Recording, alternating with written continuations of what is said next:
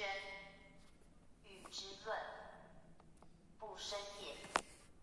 辟之人物，虽居于地，不得气之呼吸，热之温和，不欲也。故地之功用，以得天而见坤之功用，以得干而全。此阴阳之差，生化之大合也。人之生也，必复五垢精，物之欲也，必雌雄交乎？所谓施受之道，亦即顺地之术也。故地代天，而坤承乾，聘以代母，女以承男，为万有生化之源，而开世界无疆之业。虽若其等，时有盈虚之殊；虽若并行，时有主客之别。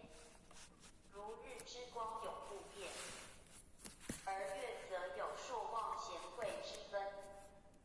天之方永无差，而地则有寒暑温凉之意，其用不一也。故坤卦不如乾也，以备四德，而有所限；以应四方，而有所宜；以行四时，而有所得丧。故力争必自聘马，而得朋必以西南。先则必离，后则逐利，以地保不可先也。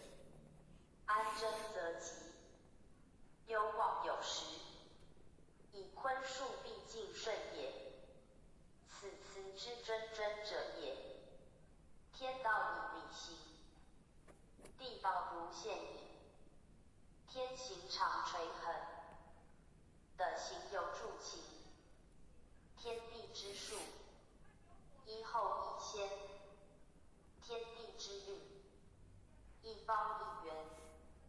两两相接，如环无端。莫见其机，莫知其源。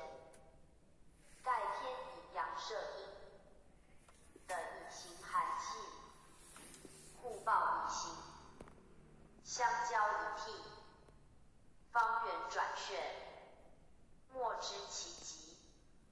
气包其外，而又通行中，乃成生化之机纽也。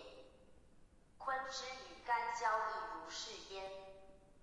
坤不自动，而动反招助；坤不自生，而生转分明，则有其有形也。唯有形乃有质，故先后有度，行止有纪，向背有方，来往有时。此地道也，坤道也。聘马者的类也，而行的无疆也。非如天马之行空也，